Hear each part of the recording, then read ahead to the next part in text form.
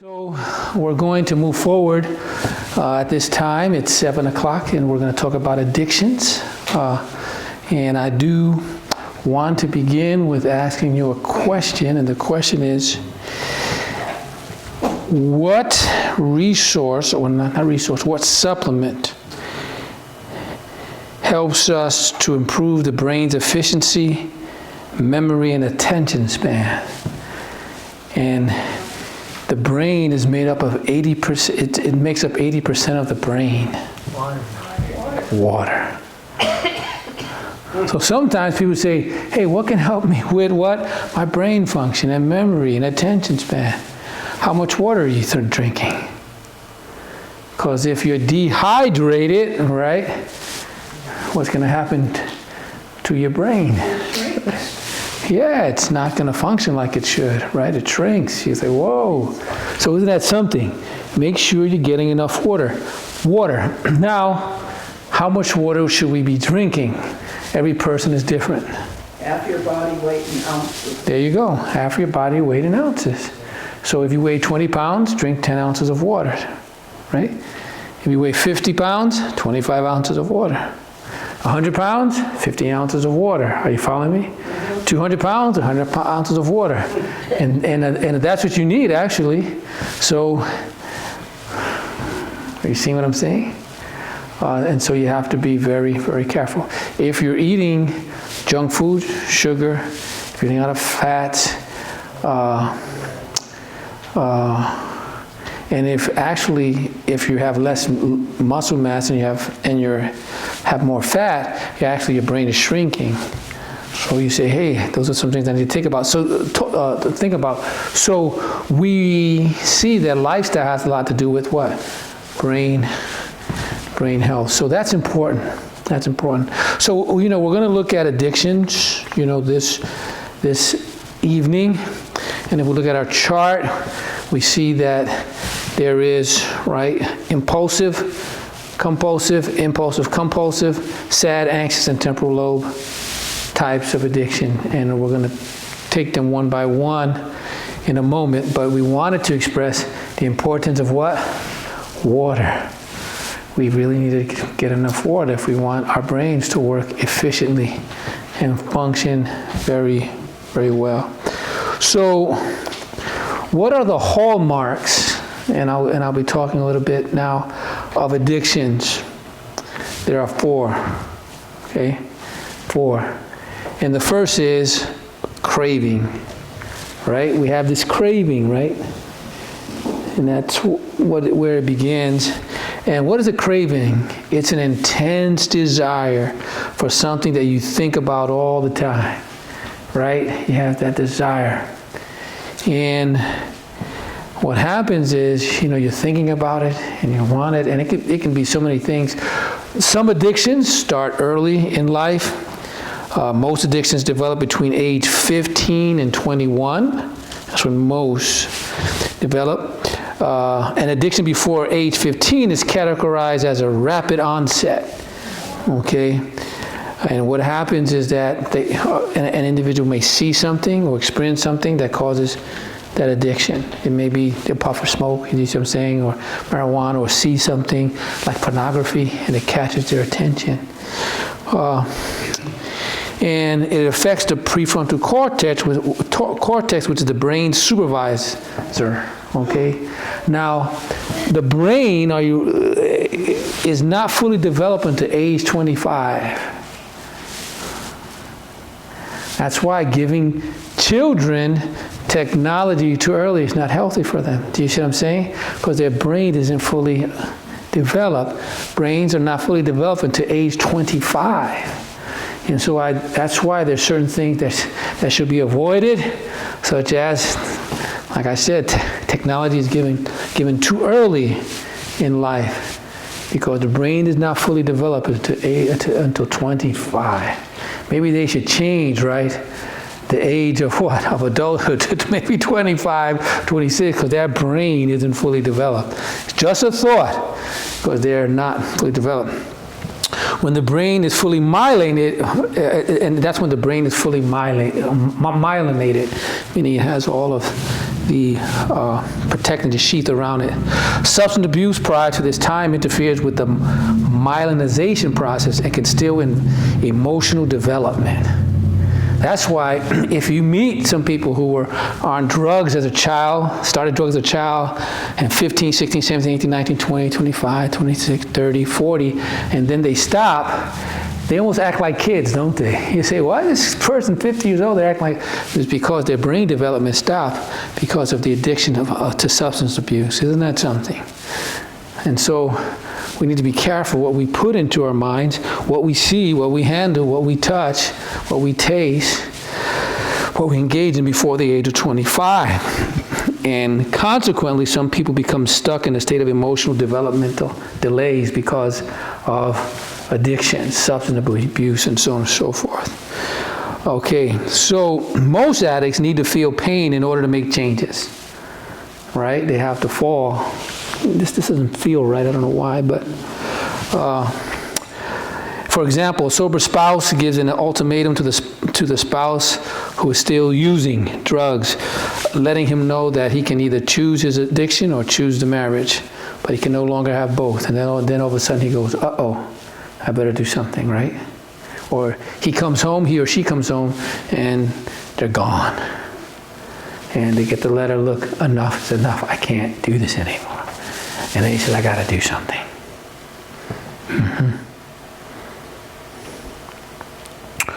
Mild traumatic brain injuries change people's lives in particular. So we talked about that, right? How a brain injury can cause damage to the frontal lobes, and so that can impair judgment and self-control, impulse control. And so sometimes that causes addictions. Sometimes as they're going through treatment for addictions or an injury, and I've met people, they get on pain medication, they become addicted to what? The pain medication. Sometimes people feel depressed and lonely. And so they turn to what? Addictions. And then there's something called the elevator analogy of addiction. The elevator only goes in one direction, and that is what? It's going down. It's only going down. The bottom floor is jail, institution, and sometimes death.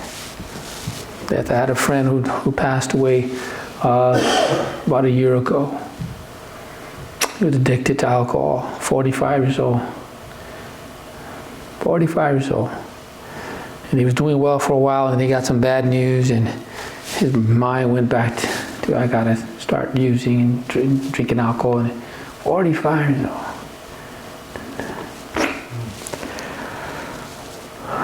And so sometimes it ends in death. But there are other flaws you can exit, right? You can get off before you get to the bottom. You know what, I'm getting off of this ride, and you can choose not, or you can say, you know what, I'm not going to get on this elevator at all. I feel tempted, but I'm just not going to do this. Really, the choice is still ours when it comes to addictions. And so most addictions, like we said, start at age 15, 25, and then we talked about that. Dopamine, and now we're getting to what we were talking about earlier. Dopamine, right, helps us feel pleasure, and it's critical for motivation and paying attention. But when we're addicted, this thing just doesn't feel right to me right now. I'll just leave it alone and say, hey, you're okay if you don't feel right. All right. So we're talking about the dopamine, yes. Children are now constantly being thrilled all the time with video games. Video games is like giving young people cocaine. It's that hit of dopamine.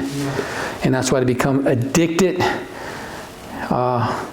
And the pleasure centers of the brain are activated, and that's why they just can't seem to stop.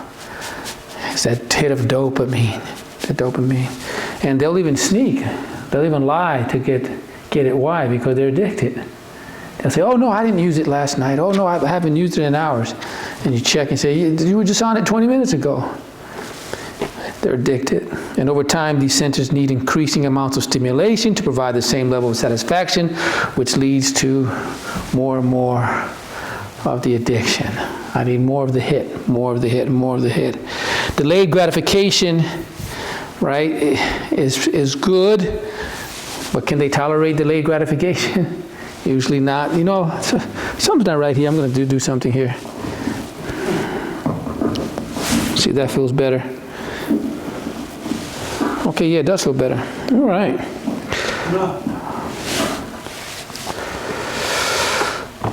Yeah, your prefrontal cortex is involved with forward thinking and evaluating the consequences of your behavior. So many people simply want to do things immediately without giving forethought to the potential ramification of their choices. So what we should do is take that step back, right, and do the breathing exercises and think through and say, what is going to be the consequence of my actions? And if we can do that, it can keep us from being addicted or begin to get help for our addiction. We don't want to go to the bottom floor. When elderly people appear to exhibit addictive behavior, it could actually be related to deterioration in the frontal lobe. And say something's going on in the frontal lobe, and the frontal lobe is the brain's brakes, right? It says, whoa, hold a minute, you shouldn't be doing this. But if there's something wrong with the prefrontal cortex, then, or in the frontal lobe, those brakes don't go on. And sometimes we see that in people with dementia, And so, as we look at addictions, right, we said there's the impulsive, compulsive, sad, anxious, temporal lobe. The compulsive addict, okay, so let's look at someone who's compulsive. Remember, compulsive is affecting what area of the brain? Prefrontal cortex, right? All right. This type can't stop their behavior even though they may want to. And sometimes they even they say words like, I hate myself. I just keep doing this. I just can't stop. You'll hear them say that. And it could even be with food, right? They say, you know what? I tried my best today, but man, once I ordered something, I just ordered something else, and I just kept eating and eating, and they just can't help themselves. Brain images studies show high activity, usually in the anterior cingulate gyrus, means that it's spinning, which is the brain's gear shifter, and we've talked about that allows us to go from thought to thought and get outside of our own head. And what's happening with a compulsive, an impulsive addict is that the serotonin levels are low and the anterior cingulate gyrus becomes overactive. So what are they thinking about all the time? Anybody? Their addiction. Their addiction. It just goes through their mind. It's just, it needs to slow down. And they get over-focused, and they get stuck, right? And they kind of have that thing. And sometimes they can have negative thoughts. If I don't get this, what's going to happen? Or this person's got to get out of my way. And they just worry a lot. They hold grudges. They're argumentative. They're oppositional. They see too many mistakes in themselves and others. And the only thing that can help them is what? To them, their addiction. Because it gives them that dopamine hit, right? I feel so much better. But is it really helping? And so, an impulsive addict will usually use downers like alcohol, painkillers, okay, drugs. My friend was big on alcohol, and you know what?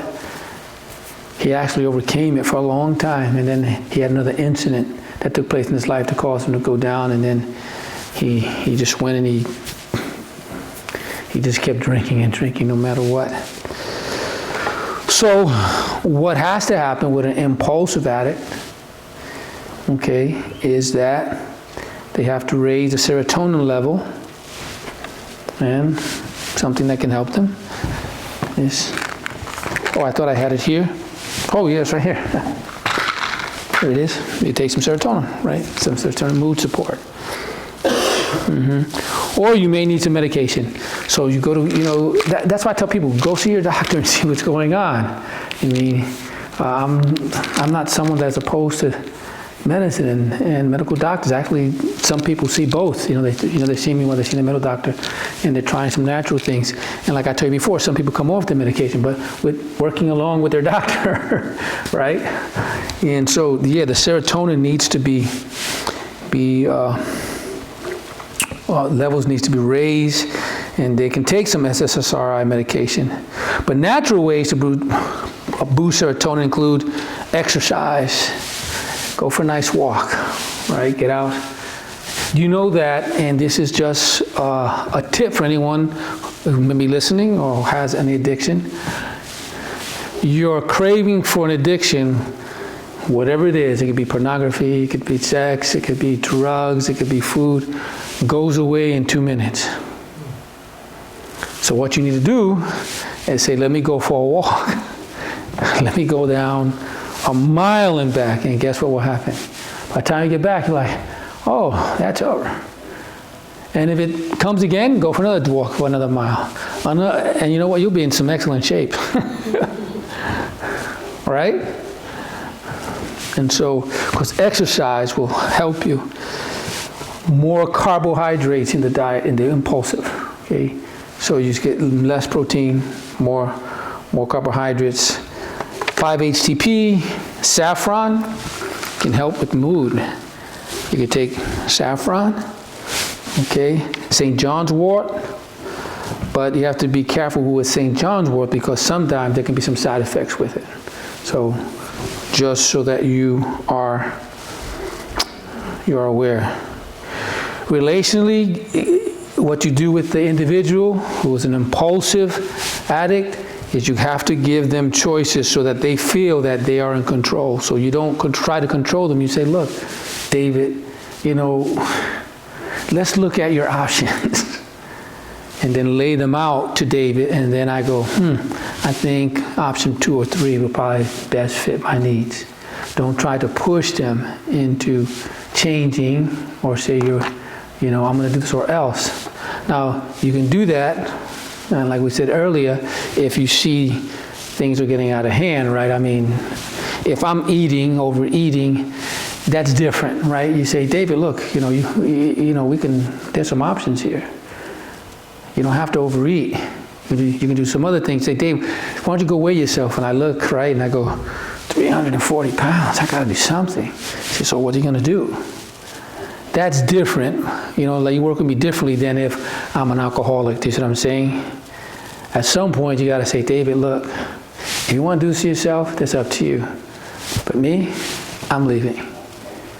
Whoa, wait a minute. Let me think about this. Don't leave me. All right, so let's talk about this. Okay? Because sometimes it gets to the point where they've got to come to a crucial, to a critical point in life where they have to make a decision, they got to make a choice. Because we get into this codependency, that's another seminar we can do, right? And enabling people. And it doesn't make matters better. Okay, so the compulsive, right? We said, where are we? We said we're talking about the impulsives. The compulsive, they're over focused, worried, troubled. They have trouble letting go of hurt, and like we said, got to deal with the serotonin, so on and so forth. And usually, like I said, they give them Prozac, Zoloft, or Lexapro. That's what a doctor will recommend for someone who is compulsive. Any questions about a compulsive addict? Question about what I've said? Somebody who's compulsive. Well, right? Remember, it's on their mind all the time. Often, they can't say all the time because they think of other things, like, hey, I got to take a bath. But I mean, most of the time, and it's just on their mind. They're looking for ways, to get it. And I helped someone who was a compulsive addict to pornography, that the person would think about it so much that even at work, every chance they got, they were on the internet. And you know what had to happen in their life for them to say, I need help? Their boss said, you know what? We've been tracking what you've been doing at work. And this stops or you're fired. I need help. See that? It comes to a point where they realize they are going to lose their livelihood over this thing. And then finally they said, hey. And so I started to work with the individual. It was compulsive, and so we started to work on some things, meditation, prayer, the automatic negative thoughts, but we also had to do what? We had to boost that serotonin, right? Help the prefrontal cortex, and the person is no longer addicted to pornography. And that's amazing. But remember, I said prayer, meditation, and all those other things we use as part of the, the taking care of him, but we boost the serotonin levels, and we start to work with him. There was some, there was some supplements, and like involved. Person is doing very, very, very well. All right, that's compulsive addict. Impulsive addicts. Okay.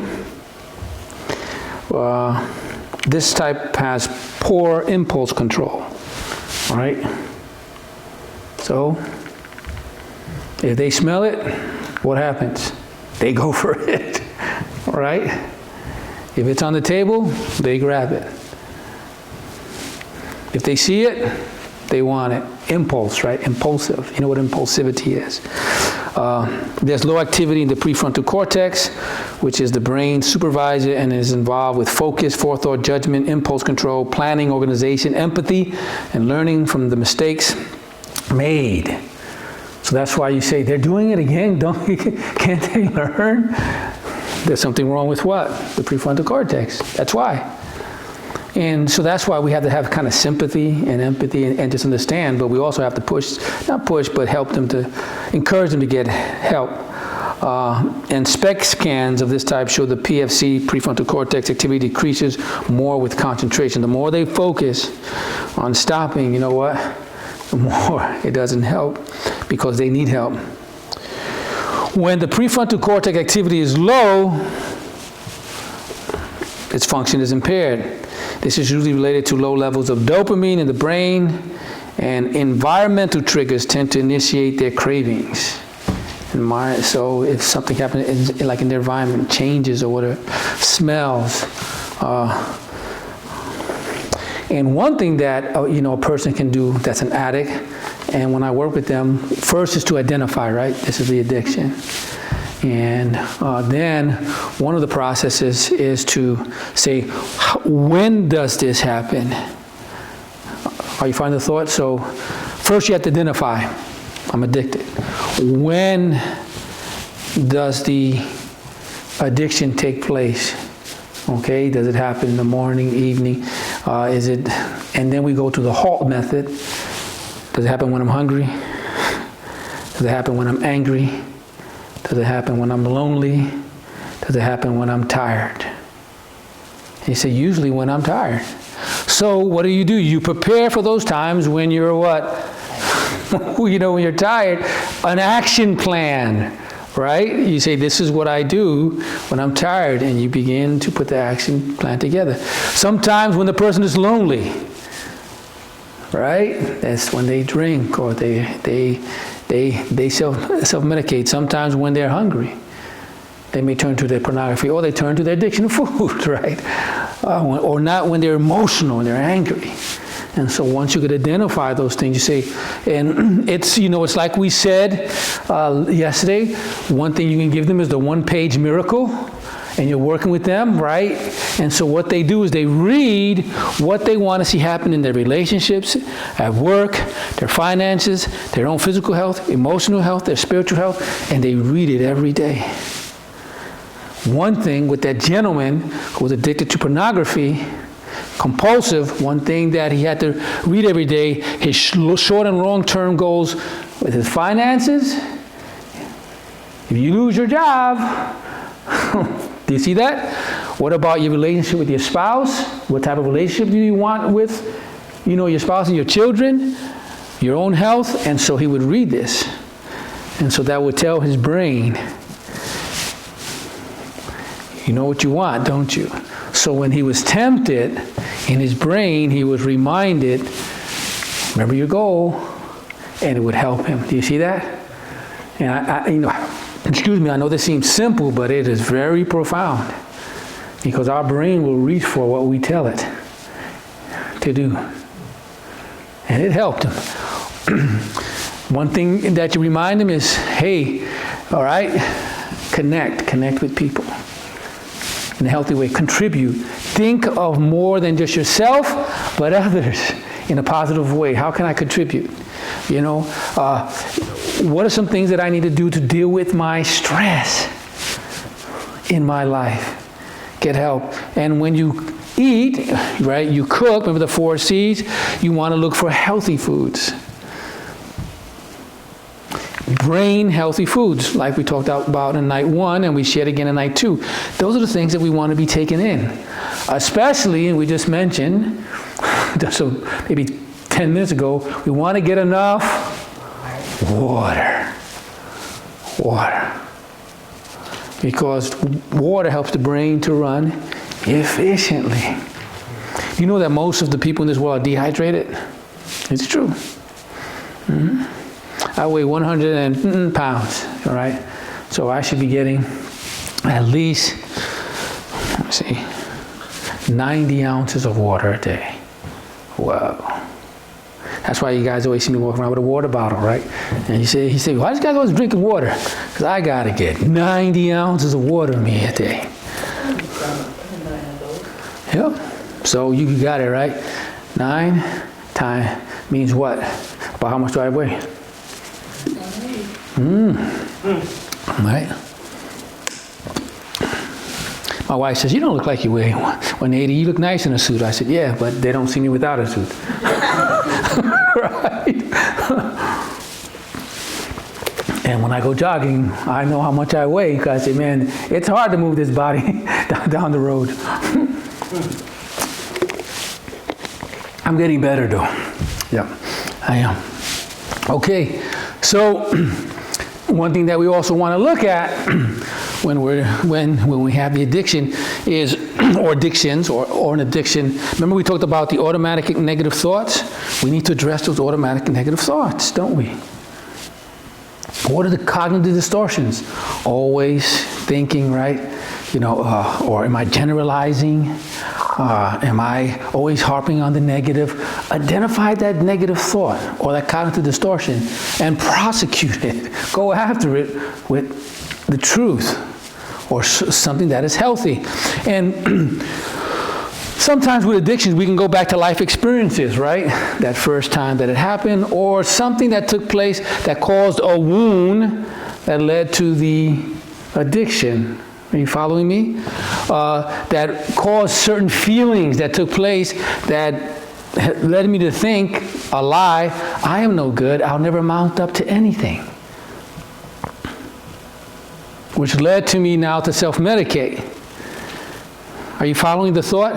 And so then I have to deal with, wait a minute, that's not true. I have a lot of worth and value, especially in God's side. And if I'm counseling a Christian, I'd say, think about the value that you have in God's side. He gave His Son for you. And helping them to come to the place of believing that. And there may be other lies, right? You know, my mother, she never loved me and never will love me. Well, that's not true. Let's take a look back and think of times when your mother showed love towards you. And if your mother's alive, to start having that conversation, have her say, yes, I love you very much. I don't like some things that you do, but I love you. Right? And try to, and don't go into that room of destruction, which will then perpetuate the addiction, right? The pity party or the woe is me or believing the lie, making an agreement with the enemy, and we talked about that. What we want to do is what leads to freedom is the truth. We address it to the automatic negative thought therapy, cognitive distortions, and we have a conversation as Christians with the Father. Meditation, prayer, right? And what does that do? It helps with our dopamine, and it helps us it helps to boost that feel-good hormone. If we're having, like we said, the issues with the prefrontal cortex, we can do certain physical exercises. And we just said we can run, cardiovascular, and we could also do crossword puzzles, word games, meditation, prayer. We can kill the ants, gratitude and praise. So do you see the homework that you start giving, or things that you can do that just kind of help you to just kind of move away or get away from those addictions? Right? Are you with me? Did we cover the, let me see, because we went through the impulsive addict, right? We talked about, good, okay. So the impulsive compulsive addict is a combination of 1 and 2, okay? And when, the scans show low PFC, that's prefrontal cortex, along with high anterior cingulate gyrate activity.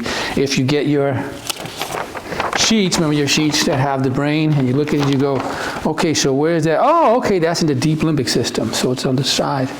And that's the gear shifter. Get stuck, always worried. Not always worried, but often worried. Yes. What you want to do,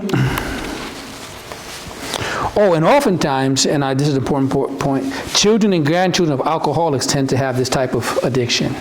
Their grandparents were alcoholics, children and grandchildren, so your parents of someone who's alcoholic, usually you have an impulsive, compulsive addict. What you want is exercise, once again, boost the serotonin, dopamine at the same time, and they need a balance of carbohydrates and protein in the diet. And they also they'll use SSRIs, long-acting stimulant for the brain. But good supplements for the impulsive compulsive is 5-HTP. It's a supplement, okay? Green tea. And someone asked me, can you take it without the caffeine? Yes, of course, you can get green tea without caffeine. Yep, and rhodiola, because it has the calming effect on the brain. So those 3 supplements you can actually use for that. All right, so that is the compulsive impulsive addict. Now, once again, if we go back with each one of them, let me see, you can use the one-page miracle. Okay, for each one of them, you can use the 4 C's. You can do, okay, let's do a journey of the heart. Let's deal with the automatic negative thoughts. And then the brain-specific exercises to help them all move along. So what you're hearing and seeing is what you can do for yourself. But what I do in my practice, I just take these steps with people. And then we look at the 4 C's. Remember, we looked at, like the 4 areas. We looked at, we'll look at biology, right? The biological. And what else will we look at? Biological or physical, and what else? Relational. We'll look at spiritual and psychological. Bring it all together. You have the sheets and say, how am I doing biologically? What are my numbers like, right? How am I doing like relationally and like socially? Maybe some adjustment needs to be made. How am I doing spiritually? What's my purpose in life? Right? What's my relationship with my church or like spirituality? What am I doing? How am I doing psychologically? And just put them all together and say, these are the areas that need work. And so then you work on them. You can do this at home, You can sit down and you can work on those things. Like yourself. A sad addict has a dual diagnosis perspective. This type of addict also has a mood disorder. They tend to be sad, blue. They have problems with sleep. They socially isolate. They have carbohydrate cravings and low motivation. And when they're feeling this way, what do? They go towards their addiction. Okay? What happens with an individual like this, if you see this is happening, or if there's someone here today, your vitamin D levels. Measure them and make sure that they're optimal level, because oftentimes the vitamin D level is too low. So you take the vitamin D, 5,000 IUs, maybe 10,000. Something that's good for the individual are those lights, those seasonal disorder lights, those bright lights. You can get them. I don't know if you've heard or seen of those lights. Have you heard of those lights? You all? Yep. These lights can help, right? You say, "Well, that's making me feel better," right? Bright light, but those lights are like very, very, very helpful to help them with with their sadness. Sometimes they can use the medication that will usually be given is Wellbutrin, okay, to help the person to come out of that. But you can use supplements like DHEA or SAMe, okay, but don't use them for somebody who's bipolar. But you wouldn't use that because you're not, you're not a doctor, so you don't have to know that information. You want to use what I just mentioned. So that's very, very important. Important. And so we talked about vitamin D. Okay. Then you have what is called an anxious addict. So whenever they're anxious, they turn to their addiction, right? The Bible says in the book of Proverbs, anxiety in the heart causes depression, but a good word makes it glad. That's simple, isn't it? So what you can do with someone who seems to have this sadness or this anxiety, just try to give them what? A good word, right?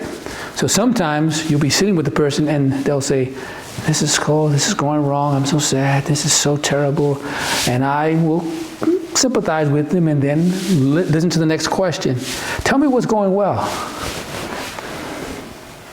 I said, tell me one or two good things that's happening in your life. Sometimes they say, well, I got up this morning. I say, well, that's good. I'm great. He said, for lunch I had, come to think of it, I had my favorite food for lunch. Whoa, what was that? And then sometimes they can get up to 5 things. A good word will make things feel much better. Isn't that something? And then from there, let's say, well, let's look at the lie. Maybe we can find the lie that you're believing. Let's look at the truth, a good word. So, spirituality, God has an answer, doesn't he? A good word. Anxiety in the heart causes depression, but a good word makes it glad. So give them what? A good word, right? Mm-hmm. So, okay, so where are we? We're at the sad. Okay, you good. Anxious. Here we're talking about anxious. Usually, what happens is that there's high activity in the basal ganglia, and it's likely due to low levels of the neurotransmitter GABA. So they need some GABA. And GABA is actually what is called an inhibitory transmitter, which helps the brain settle down. So it helps them to settle down. And anxious addicts tend to use benzoids, marijuana, and alcohol because it helps them to do what? Calm down. They say that they feel better. So like I said, you can use GABA. You can use lemon balm with an anxious addict. Vitamin B6, magnesium, to help them. Something that's good, like we said, cognitive behavioral therapy, the ants, and a lot of what? If they can pray. They can pray. Any questions about the anxious addict? Then you have the temporal lobe addict, and they are usually involved with emotional reactiveness. So they react to things very, very emotionally. Memory and reading social cues, and they're considered part of their mood circuit. So a temporal lobe addict is someone who's they can look out, or they're in a situation, and as they read certain emotions, guess what? They read too much into those emotions, and it affects who? Them. And so what are they doing? What type of cognitive distortion is that? Jumping to conclusions, right? Assumptions, judgment, because they don't know that as facts. I was preaching one day at a church when I was in Duran, and as I was speaking, my daughter, who was then, I think she was about 6, 8 years old, I can't remember, but she was very young. She was sitting almost near the front of the church, and I was talking, and as I was talking, I thought I was saying something that was impactful, and she was crying. She was just crying. And inside, I said, wow, this touched my daughter's heart. Afterwards, I went to my wife. I said, while I was preaching, I said, I saw Hannah just crying. I said, I was really touched. I said, man, that was powerful. She said, what was powerful? I said, yeah. She was reacting. She said, no, she needed to use the bathroom. And then I told her that she needed to wait, so she started crying. I said, I thought it was something I said. It was. It was. She was like, he's going to keep going. I got to go to the bathroom. But see, we can jump to conclusions, right? And we can jump to conclusions and think this is why this person's doing this. It has nothing to do with us at all, right? So we have to be very, very, very, very careful. All right. And so, what did I say? Okay. They're irritable, anxious, they have temper problems, they're angry, they have abnormal perceptions about what's happening, things that are going on, and they tend to self-medicate, on substances and substance abuse, They have these, feelings that are abnormal. And like we said, GABA can help reduce your sugar, and that will be very, very, very helpful. Any questions about what I've covered as I go into something else? Yes? What you said in this part of what you said. Sure. When one jumps to assumptions and judgments, where's the overactivity in the brain? Or what would I miss something? Just with the temporal lobe? Is that what it was? Yeah, the temporal lobe. Good. GABA will help that. Yeah, and GABA will help that. Good. Yeah, absolutely.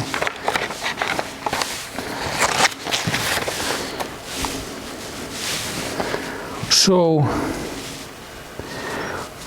when we look at overall diet for any addict, what are some things that they should be eating? Omega-3s, right? Fast food. What do you think about fast food? Do you think fast food is good for anybody that's an addict? I mean, they're more than just food. No, because all those chemicals, right? I mean, the fructose, the high fructose corn syrup and things, just not good for their brain. It's not good brain food. And then we talked about the fats and the sugars together in the body at one time causes what are called AGEs, right? Advanced glycation. And that's the hardening of the arteries, and it can cause just so many things. And so we want them to have proper hydration, right? We want them to eat the right amount of protein and carbohydrates. We don't want them to just keep eating carbohydrates. They can eat complex carbohydrates, which are good for you. Quinoa is good. It's a good source of carbohydrates and protein. Does everybody know what quinoa is? Good source of carbohydrates and proteins. Zinc, selenium, and they're good for you. Yams are high in vitamin A. Barley is a carbohydrate that can moderate and sustain blood glucose for many hours. Barley. So you can moderate your blood glucose, helps with the brain. When blood sugar is too low, people can become irritable, unfocused, agitated, and a risk for relapse into their addiction. Thus, keeping blood sugar balanced is critical. Very, very, very critical. You want to eat healthy fats. Basically, eat from the rainbow. You know what I mean when I say that, right? Opt for whole foods rather than for white flour products. Eat lean protein, a variety of healthy fats like avocados, nuts, and seeds. Love your body. Do exercise 45 to 60 minutes a day if you can. Take a Whole Foods multivitamin. Did you hear what I just said? What type of multivitamin? Why do you think I say that? Anybody? Do you know that synthetic multivitamins do nothing for you? They just make the company that's selling the money. They just go right through your body. You need a Whole Foods multivitamin. So look for Whole Food multivitamin because you can get the most out of them. Now, if you're getting older, you should probably take a probiotic. Probiotics are very good for anybody who's suffer from addiction or anxiety or depression because it helps us to absorb your nutrients. So as you get older, take some probiotics. I take 50,000 IUs, but each person is different. But you should get a good probiotic to help you to absorb your nutrients, and they can do what they need to do in your body. Know your food triggers and plan in advance so you can avoid them. Or know your addiction trigger, right? Remember HALT? HALT. Am I hungry? Am I angry? Lonely? Tired? When does this happen? Let me plan for it ahead of time. So that when I'm hungry, this is what I'm going to do. I'm angry, this is what I'm going to do. When I'm lonely, this is what I'm going to do. Journal. Journaling is very good. And it helps you to deal with addictions. One thing that I wanted to share, you know what, I'll do that tomorrow. I think that'll be real good for tomorrow. That'll be good for tomorrow. Everything's good for tomorrow. Tomorrow, I love you tomorrow. You're always a day away. But those are the things that you can do for addictions. Any questions?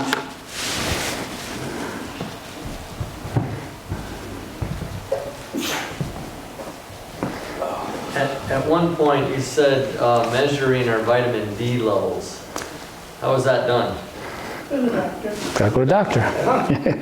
And he or she can measure your vitamin D level and see where it's at. And when it comes back, it'll tell you if it's right where it needs to be or if it's too low. It generally isn't too high, but yeah. So this is a blood test?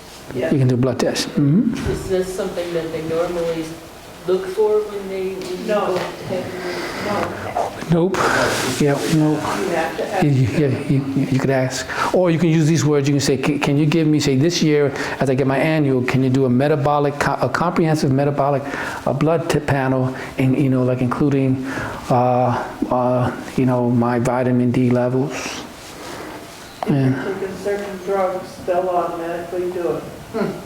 If you're what? If you're on certain Yeah, if you're on certain metal, yeah. But otherwise, if you're not on Certain meds, yeah. they will not automatically do it. Yeah. You have to ask for it. Yep. So if you're relatively healthy, they're not going to do it. Yep. One of the places we found that would do it, it's an extra test, lifeline screening. Mm-hmm.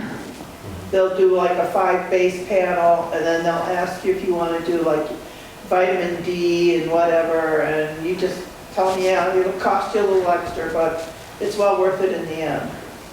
Mm-hmm. It's true. Very good. Good observation. Anyone else?